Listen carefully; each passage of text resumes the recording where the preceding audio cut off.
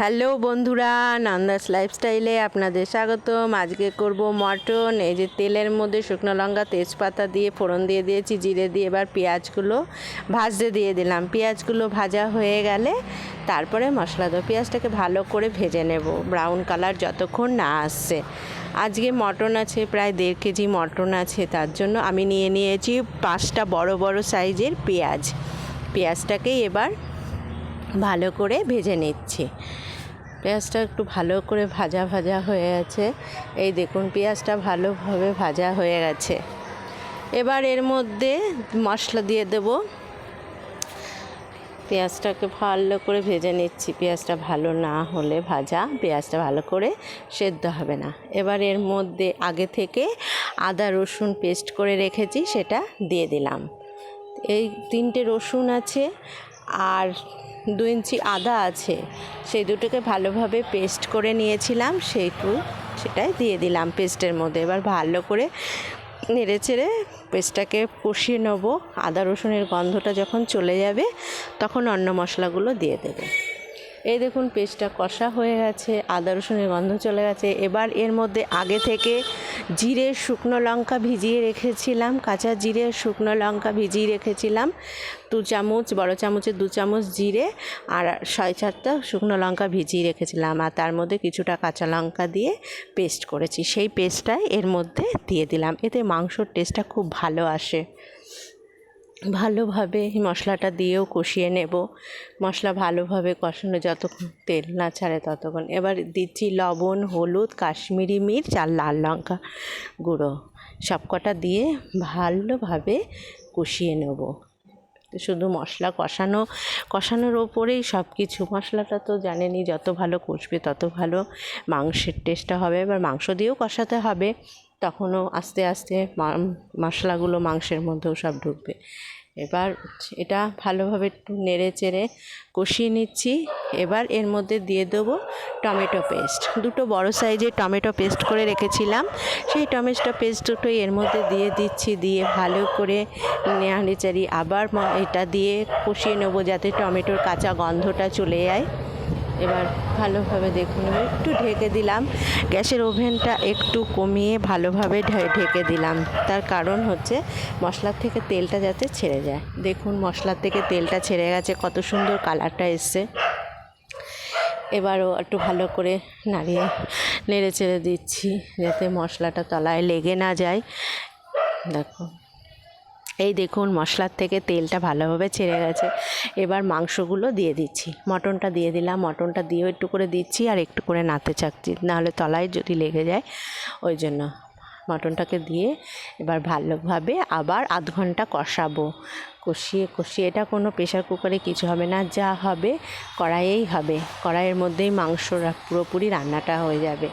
আবার এই যে ঢেকে 5 মিনিট করে চাপা দেব, আবার ঢাকনা খুলে আবার একটু করে কষিয়ে নেব। দেখুন হাফ কষা হয়ে গেছে, মাংসটা কত সুন্দর কালারটা এসছে, আর মাংসটা হাফ কষা হয়েই গেছে।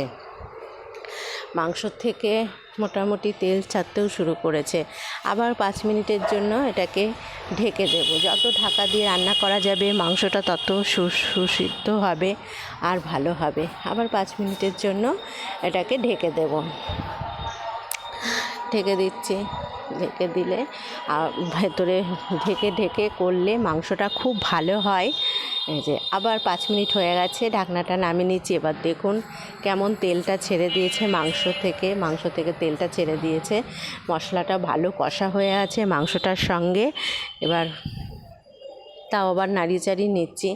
মটন তো যত ভালো কষা হবে ততই ভালো মাংসটা খেতেও হবে আর সেদ্ধটাও ভালো হবে। এই দেখুন আবার ঢাকা দিয়ে দিয়েছিলাম, আবার ঢাকাটা খুললেই বুঝতে পারবেন। দেখুন কেমন তেলটা ছেড়ে দিয়েছে, মটনটা কত ভালোভাবে কষানোটা হয়েছে। আপনারা আন্দাজ মতো লবণ লঙ্কা ঝাল যে যেমন খান সেরকম দেবেন আপনারা, দিয়ে আবার পরে ঝোলের সময় লবণটাকে চেক করে নেবেন। মটনটা কষা হয়ে গেছে, এবার এর মধ্যে দিয়ে দেবো আলু পেঁপে, এগুলো যে যেরকম আলু খান, আমরা একটু ঝোলে বেশ আলু খাই, এই জন্য একটু বেশি করে আলু দেবো। আপনারা যে যেরকম আলু খান দেবেন, কিংবা যদি মনে করেন যে আলু দেবো না তাও নাও দিতে পারেন। এই যে ভালোভাবে কষা হয়ে গেছে।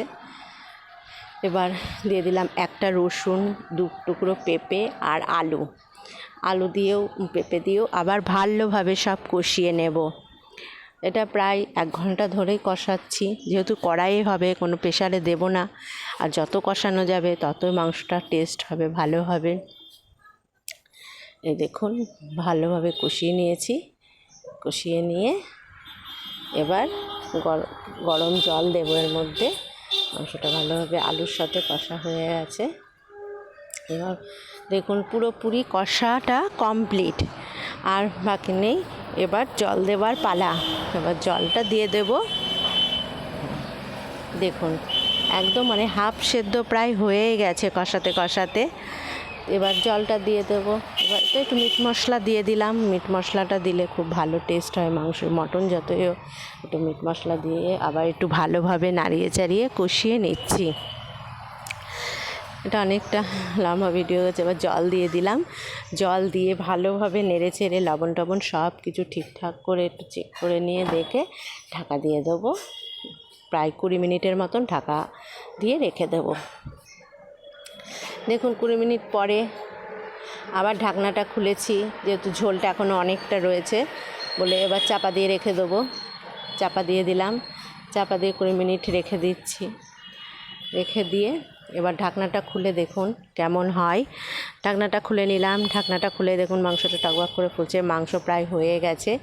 যদি ঝোল আপনারা বেশি খান ঝোল রাখবেন, আর যদি মনে কষা খাবো অল্প করে জল দেবেন। আমাদের যেহেতু ঝোল খাবে, মটনের ঝোলটাই সবাই ভালোবাসে, তাই ঝোলটা রেখেছি। এবার ওপর থেকে গরম মশলা ছিটিয়ে দিচ্ছি। গরম মশলা ছিটিয়ে দিচ্ছি। ছিটিয়ে ভালোভাবে মটনটাকে নাড়াচাড়া করে নেব। নাড়াচাড়া করে নিয়ে এটাকে আমি প্রায় 15 থেকে 20 মিনিট মতন গ্যাসটা কমিয়ে দমে বসিয়ে দেবো। মাংস প্রায় হয়ে গেছে। ওটা দমে বসানো থাকলে মাংসটা আস্তে আস্তে ধীরে ধীরে ধীরে ধীরে ভেতর থেকে সুসেদ্ধ